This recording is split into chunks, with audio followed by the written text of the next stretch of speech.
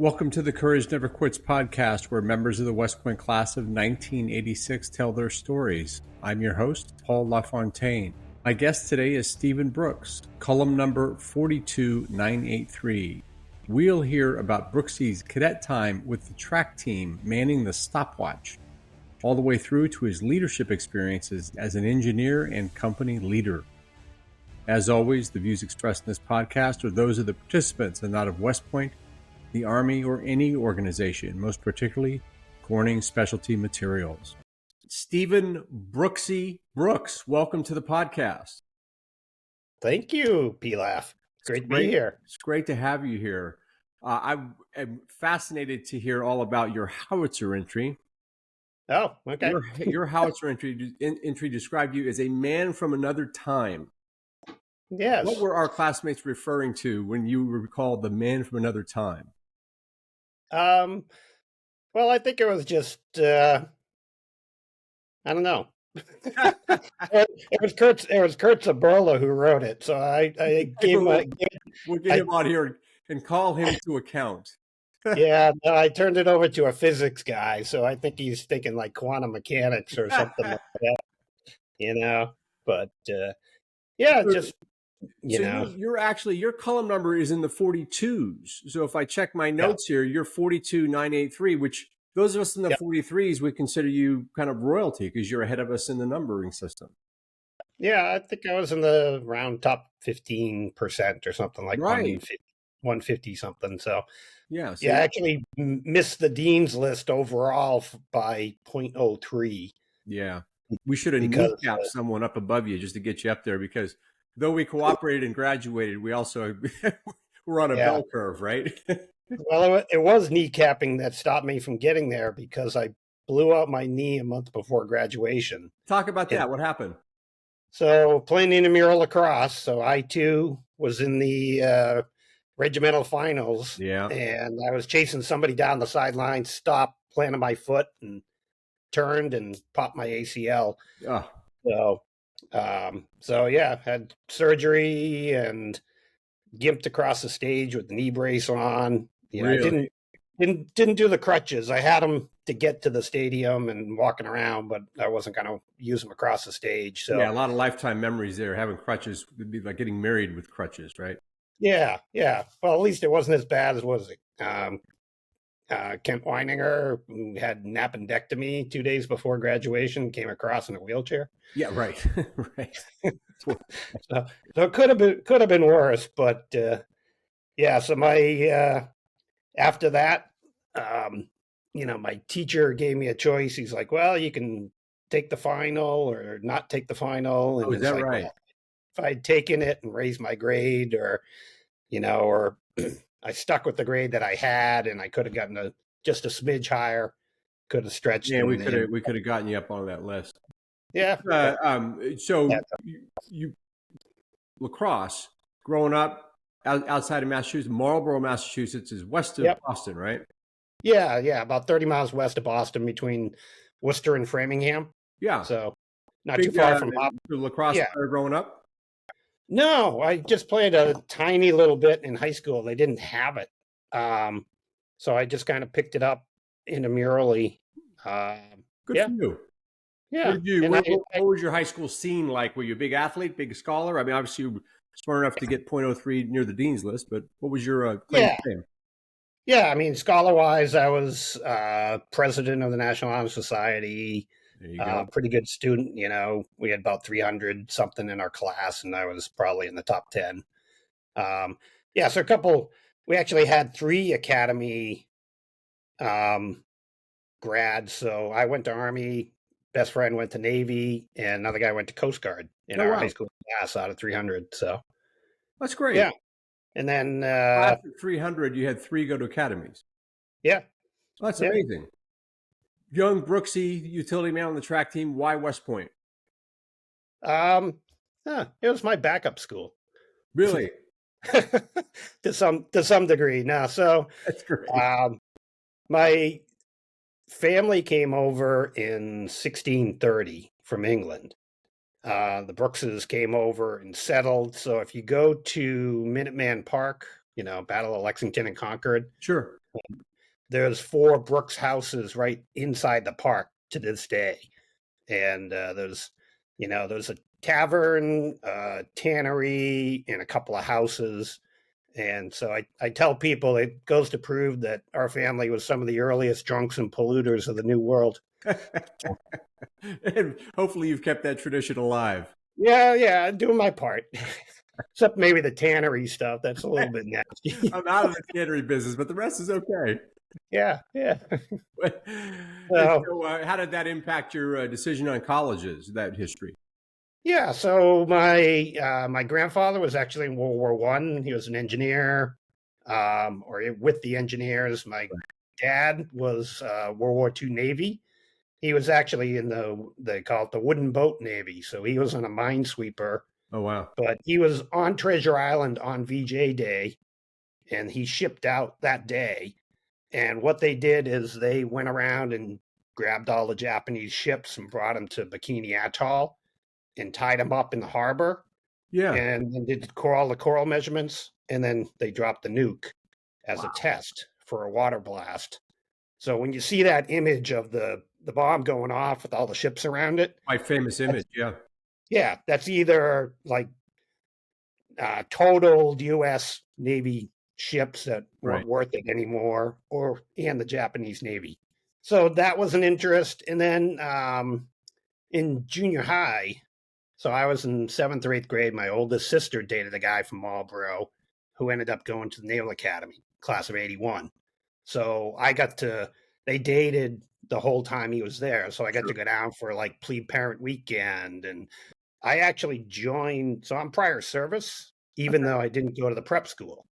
In high school, I joined the Army and went to Fort Dix for basic training before senior year of high school. Really? And then senior year of high school, I did a weekend a month at Fort Devens, where 10 So was special that forces. considered in the reserve? Yep. So, That's but so interesting. I didn't wear my service ribbon, and I didn't go to prep school. So probably 98% of the class, except for Howard Blevins, didn't know that I was prior service. How did that help you when you went to the academy? Jumping forward a little bit, is that shining shoes and some basics? Yeah, kind of choose, knowing how to march and salute and make a bed and all that fun stuff, So, boy, any advantage, right? Any small, any advantage, no matter how small, helps you get through. Yeah. So Howard was my beast roomie. So, he was surprised that I, knew how to shine shoes the military way. So, right. Yeah, shocking proficiencies early on. Yeah, absolutely. So, because I'm in the reserves, if I go ROTC, I can get a commission in 2 years. So I could, after sophomore year, be commissioned. So I actually applied and got accepted at Northeastern and got a full ROTC scholarship there. So that was my backup school. That was actually my dad got his bachelor's from there. Okay. And then applied to both Army and Navy. Come March or April, Naval Academy writes me back, says, well, your SAT scores are a little low. They're like, we'd like you to get those up. Would you come to the prep school? Huh. And then June 15th, Army sent me a letter saying, hey, be here in 2 weeks. Right. Be here in 2 weeks. And how did you and Howard do that during Beach? Were you guys pretty squared away? Yeah, we did pretty well, except for the White Sox incident. But... What happened? So we were running late for dinner formation. So I came bolting back into my room, no time to take a shower or anything like that. Change out of my Gym A into white over gray because we had a thing at Ike Hall that night. Yeah. Go run downstairs, formation, dinner, everything. And as we're marching to Ike Hall, an upperclassman just starts screaming like, Brooks, what the hell is your major malfunction? I don't know, sir. It's like I never changed my white socks. You had no idea.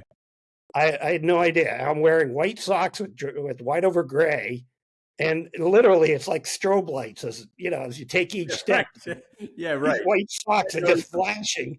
And pretty soon, I probably had like 30 upperclassmen just throwing heat at me. And I was like, oh boy. So So just if you talk to Howard, just ask him about how's White Sox doing. that's fantastic. Although, and Nope. that would have been an excellent potential nickname, White Sox.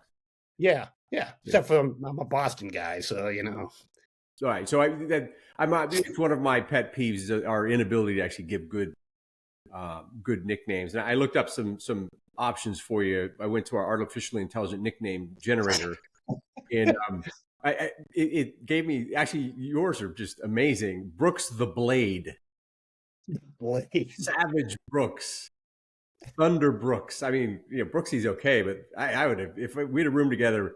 I think Brook the Blade would have been a pretty good The one. Blade. Wow. So, Yeah, I don't know. it's okay. We could make that thing a thing now if you want.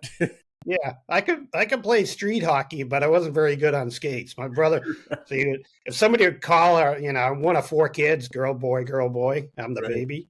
So if somebody called the house, like, is oh, is Brooksie there? And my mom would be like, the runner or the hockey player? Is that right? Is that right? That's, And people, she'd be like John or Steven. They'd be like, you don't know. The runner of the hockey player. Like the engineer branch, something that was always interesting you, or is it? When did you know you were going to go engineers?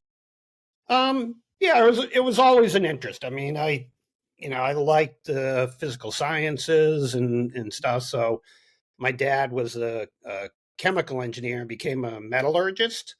So somebody who studies the properties of metal. Right. If you ever get up to New England, there's the historic Lowell Mills, Yeah. um, you know, and he worked on those looms. Mechanical was my major. So, I just always gravitated towards the engineering discipline anyway. So figured that was the best usage. So now you were as a plebe, you were in B1. Yes. How did you find that? Because First Regiment has a bit of a reputation. How did you find balancing those academic interests with what was more of the haze side of the Corps? Yeah. The hazing was definitely tough, Yeah. but I think the basics of the plebe year academics, with the exception of calculus, was a little bit more of a challenge. But a lot of that I had taken AP courses in high school, Okay. so the academics weren't quite as challenging as they might have been if I hadn't kind of had that jump start. Right. But Okay. Well, you had a yeah, jump start in AP classes and being a bit prior service, so that set you up pretty good. yeah. So that was good. I mean, we did have one cow who was the notorious a-hole of the Right. company, Right. and his nickname was Caligula. So he took a yellow balloon Mhm. and drew a face of like somebody screaming, and he called it Mr. Minute Caller. And I had to hold it and stand there in the hallway and say, sir, Mr. Minute Caller says there are 10 minutes until assembly for accountability formation, just stuff like that to just, All things that built character. oh, absolutely. And then how did you find it going to Second Regiment as a yearling? Because E2 was your company as an upperclassman, right? I too. So I2. Apologies. Yeah. I too. Yep. Go Moose. So Yep. So yeah, no, it's definitely much more laid back. I'm not by nature. I am not a haze. I am not one who's gonna, you know, jump mercilessly on people. So in just that nature is pulled, through in my whole civilian career. I've never been a old school kind of leader. Um, Right. so yeah, so that was a much nicer transition. Now, your actual degree was in mechanical engineering. How'd you find that degree? Did it get tougher and tougher as you went? Yeah, I mean there was one. It was actually, I don't know if you remember, electrical engineering teacher Colonel Barber.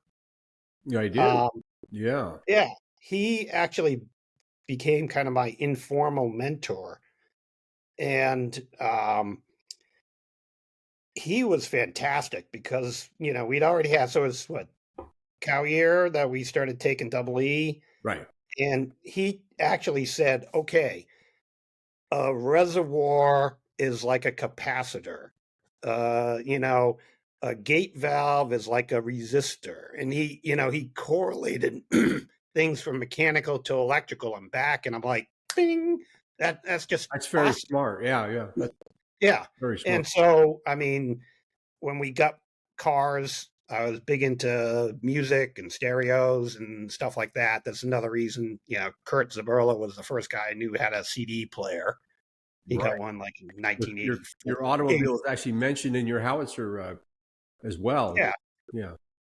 yeah. So I would go over to Colonel Barber's house and he helped me put in. I went through probably half a dozen car stereos that first year. I had a 1,000-watt amp under the passenger seat, Mm-hmm. and I had Pioneer TSX8 speakers, deck speakers Mm-hmm. on 50-foot cords, so I could set them out on the picnic table outside Mm-hmm. and just crank that music and have a party. Right on. So there was an upperclassman in B1, Chris Penrod, Uh-huh. who was 2 years older, I think, and he was a manager on the track and cross country team. So he convinced me to go, hey, why don't you come on, become a manager with the team? Because I knew track and cross country and stuff. I was not even close to being a D1 level runner or anything. Right. But so most of sophomore and junior years, I was the manager on the track team. And by the time junior year rolled around, I ended up being the head track manager Oh wow. with And then did you 15. just travel with the team to different events and Yeah. okay. Yeah. We actually get to go to Hawaii for spring break. Well, there you go. And it was rough. I mean, when you're out in the bars till 4 a.m, and I got to get up and work a stopwatch, and they got to get up and run repeat miles. Right. Yeah, That was that was have that fun was hell. action. It's tough. It's tough. They don't It realize was, the sacrifice you made. especially sitting my ass on a high jump mat. Just go. It's tough. It's tough. What first assignment? What was your choice and why'd you make it? Well, the choice was 10th Mountain Division, so I Okay. was in the mountaineering club. So one of my plebeier buddies in B1 was Tim Steele. Uh-huh. Um, so Tim was a California guy, big climber, big climber. He climbed El Capitan in Yosemite, and we'd go up to the gunks, the Shawang gunks up in New Paltz. Right. Big series of cliffs. That is some of the best East Coast climbing there is, and we do that with the mountaineering team. Tim and I would do that a few times. So we had rooms together on the 5th floor in B1, Yep. and we knew we didn't want to go out in the hallway. And we discovered that the medicine cabinets had a tiny little slit in them. So we would talk back and forth through the mirror so we could make plans without having to go out into the hallway and face the blast furnace. So Tim and I hung out a bunch then. Well, that's, he kind of helped get me into some of the climbing and the hiking and the mountaineering club and stuff like that. So 10th Mountain One, it's in the Northeast. I like the Northeast. I'm much more of a winter, cold weather guy than a hot weather fan. And just the activities. So I was all set up to go airborne, ranger, 10th Mountain, hoo-ah, and then my knee. So Ah. talk to the what do they call them, placement officers, Yeah, the or branch officer. branch officer. Yeah. And he's like, well, you and your doctor said that you and your knee are not going to Fort Drum. Really? So I ended up taking like 3 months convalescent leave at home, and then going to the Fort Belvoir basic course was like the last course of 86. So it was October time frame. Right. And then had a desk job at Fort Belvoir for 6 months. Really? Working with the group FISA, Facility Engineer Support Agency. So they had 750 kilowatt generators.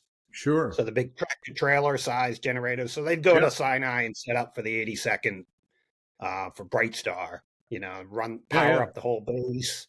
Yeah, so I worked with them for 6 months, but I walked in and the major was like, all right, Lieutenant, here's a 12-user Intel mini computer that runs Unix. Figure it out. Really?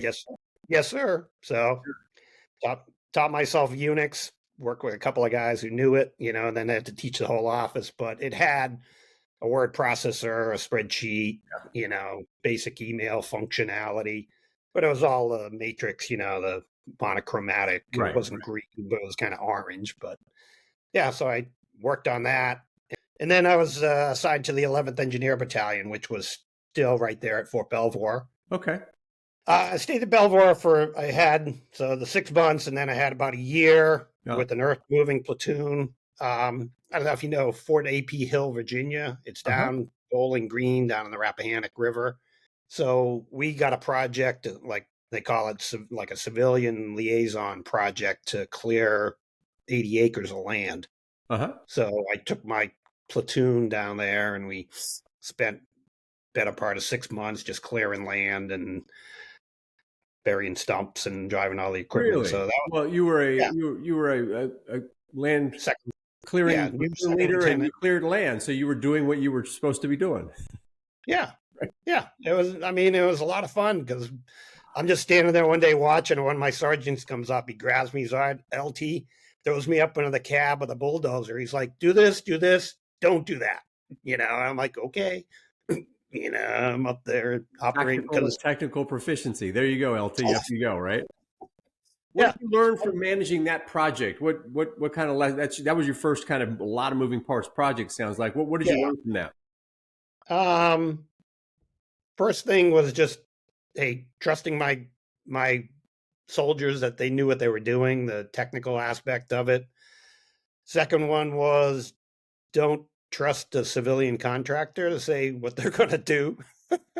Because there was a forestry company, a timber company that was going to come in, and we talked with the timber company, and I had a couple of reps like the battalion guys. So I'd never done a big macro project scheduling, time frame, slack time, all that stuff. I'd done it theoretically in a classroom, but they said, "Oh yeah, we're going to leave trees are only going to be this big that we're going to leave." They ended up being like this big that they left. And we're going to strip the trees and take all that stuff away, and then just dumped it right there in the woods. So what went from what should have been 4 or 5 months to took a year. Yeah. And we ended up having to call in other companies and battalion assets, and it was a pain in the ass, So, so that that was probably one of the big things. That was a big project, kind of a signature project for you. And what did you do after that?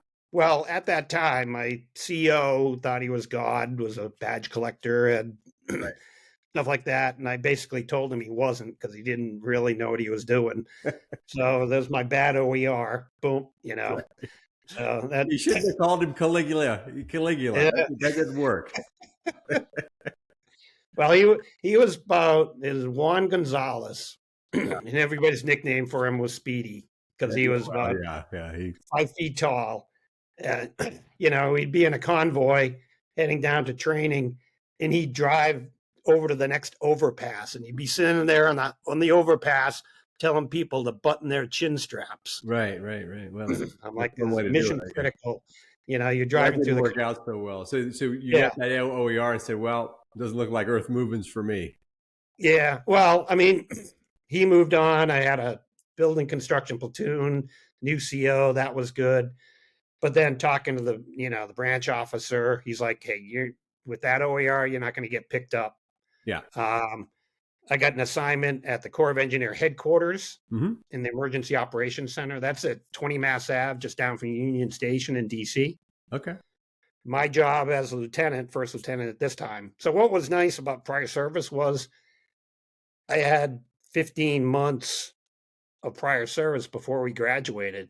So we went like second lieutenant over 18 months, first lieutenant over 3 years, so my pay went boom, boom, boom, boom, boom, really quick because of that prior service time.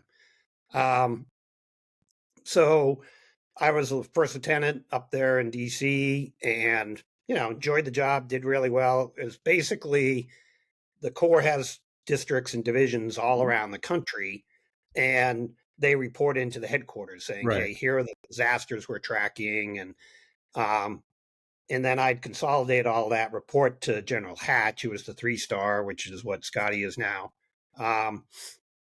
here's what our response is. So we're tracking floods here and drought here. And then Hurricane Katrina hit. Okay. And 3 weeks later, the World Series earthquake out in California, the Loma Prieta earthquake. Right. So I was working 15-hour days, 7 days a week for like 2 months, just Tracking all that. because, yeah. So the Corps, I mean, the big thing with the Corps is they have contracting authority like that. FEMA is in charge of the disaster, but they have no resources. They call up the Corps and they say, all right, we need 5,000 dump trucks and bucket loaders and chainsaws tomorrow. And the Corps does it. So they make phone calls, they get all these assets put into place, and they start with the disaster response. So, what a fascinating career path you took, though. I mean, you were basically in a version of construction, earth moving, disaster relief. I mean, that's really, if you in the long view of it, that's a fascinating set of experiences you got. Yeah. I mean, I got out right before stop loss for Desert Storm. Yeah. So they were doing a riff, and and then again, with my my standing not going to advanced course. So I just beat it. I beat it literally by 2 weeks. It was such a strange time because there was a big push to get out early. Yeah. And there was the stop loss. Then they come back and it was people in the long view of it, they forget what kind of strange messaging we were getting as young lieutenants. And anyway. Yeah. So what was your first move after getting out of the Army? Now, let's talk about marriage and families. My now wife actually was 4 years younger than me. So she was class of 90. She went to Union College in upstate New York in Schenectady. She had come down for a spring internship on Capitol Hill. Okay. So she did a term down there.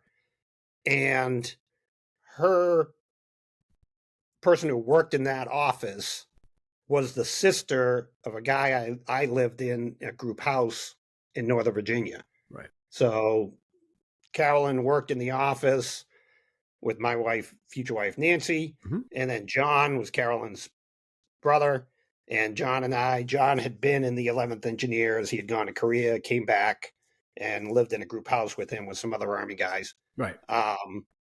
So Nancy came back for the summer and didn't have a place to live for 2 months.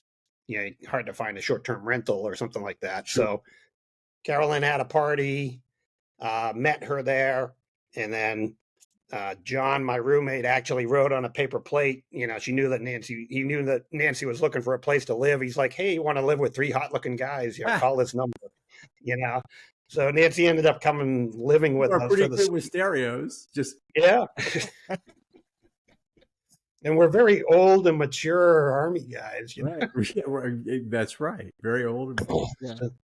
Yeah. So she ended up coming in for the summer, and we started seeing each other a little bit, continued dating while she was a senior.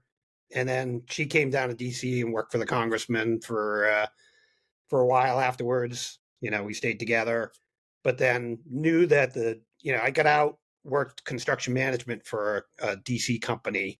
Okay. It's actually Atlanta based. It's called Heary. They built the Georgia Dome. That's one of their big projects. And that was through a colonel that I was working with at the Corps of Engineer headquarters, hooked me up with the guy who was the regional manager. Well, he certainly had a great background for that type of work. So they pushing and then earth and stuff. Yep. Yeah. So then I got my PE license. I actually got it in civil because if you're going to be a project manager in a construction management company, you got to be a PE or a registered architect to get the nice projects. So. So I did that. A pivot because you got into materials management and manufacturing. It looks like if I read your LinkedIn right, how did that transpire? Yeah, so while Nancy and I were in DC, we realized, hey, it's very expensive here. It's going to be hard to raise a family. I went to a Service Academy career conference, the job fair. There's a good shout out for the Service Academy career conferences. How about that?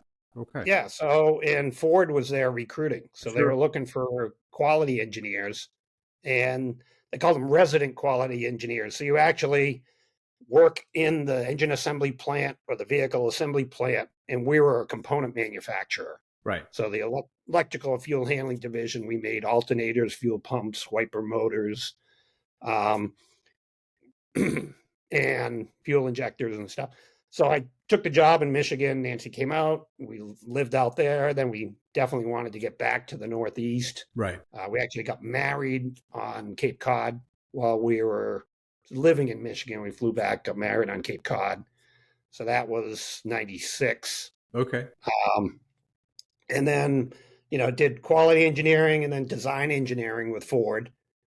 So it was very cool. I liked the work and everything like that. We just weren't, didn't have any friends or family really out in Michigan. Right. So wanted to Right. back up to the Northeast.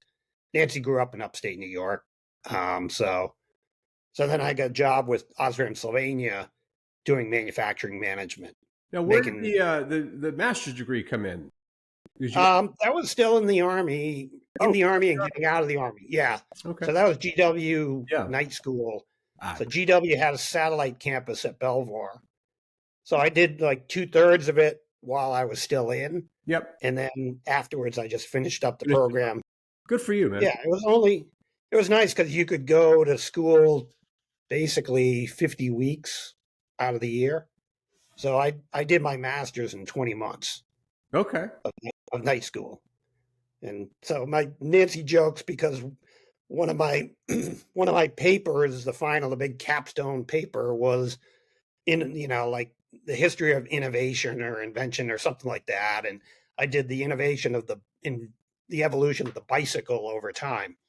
And one of the books that I checked out, the resources out of the library, the last person who had checked it out was a fourth grader. So Nancy's like, you're using that as a resource for a master's thesis. It wasn't a true thesis, but like, hey, that's fantastic. It had the information I needed, kids' names in crayon in the back of the library book, In your submissions, you have connect the dot diagrams. Just, hey, I'm just following along with the book I took. That's funny. Yeah. Connect the numbers. Yep. There's my bicycle. Yep. That's funny. That's great. So now you got into manufacturing at that point. So because you're currently listed as the COO of coin manufacturing company. Is that right?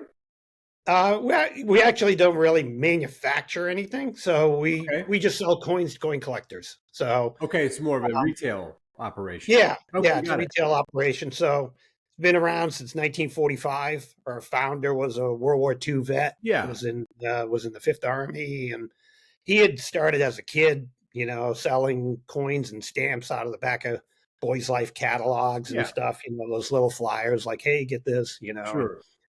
So the company evolved.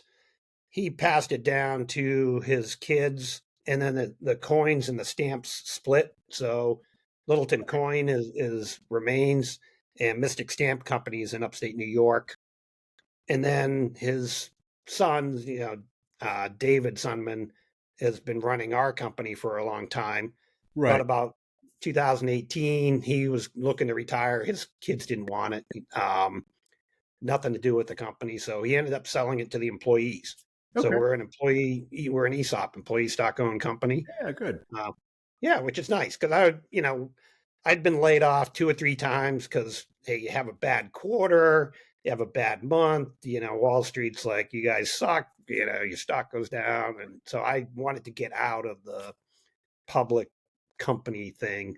So I was looking for a private company or a PE type firm, and my boss liked my engineering background, and I've been able to apply it, with some vision systems and a machine that can look at coins and sort them by date and mint mark and stuff like that. Well, you also you have structured leadership, and then your background actually pushing soldiers and people. So yeah, that's great. Yeah, a lot of continuous improvement, Six Sigma type activities, So. And you live in New Hampshire, according to your Facebook. And do you commute to Boston, or is it that close? I know it's all pretty compact up there. So the job. So I live in Southwest New Hampshire, which is near Brattleboro, Vermont. Okay. The company is 2 hours north in Littleton, New Hampshire. Right. So I go up. We bought a townhouse up there, so Okay. I go up Monday mornings, spend the time up there, and then Sure. come back down south. So we've got two boys. We've been married since '96. We got two boys that are post high school. My oldest that graduated from University of Edinburgh in Scotland, Oh, wow. um, and he's got a job outside of London doing AI work. Good for him. Youngest is still in the area. He kind of likes technology stuff, but just trying to work on himself and figuring out life. Sure, sure. Uh, yeah. So yeah, What a, what yeah. a, what an interesting guy you are. What an interesting story. So if you look back at your 40-year-old self, you were in the middle of your probably that phase of the public companies. What advice would you give yourself kind of 20 years back now that you have a little bit of wisdom? Um, yeah. So actually, I mean, I did come to there was when I was at Sylvania, I was in a situation where not having a did not have a good boss. And it was just kind of a miserable place to work Right. at the time. I had a great boss for 2 years. He moved and went somewhere else.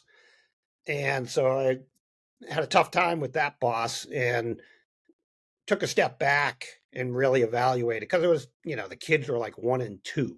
I Right. had 24-hour responsibilities. So I was working 5 in the morning till 8 at night, Mhm. including some weekends. And it was just, I was a shell of myself. Right. So it would really be to okay, take the time, step back, evaluate where you are, realize you don't have to be stuck in that situation. And my wife had taken a program called the Highlands Ability Battery, Uh-huh. and it figures out who you are, kind of your innate skills, what are you naturally good at. Yeah. It's the analogy is like it's kind of like being right-handed or left-handed.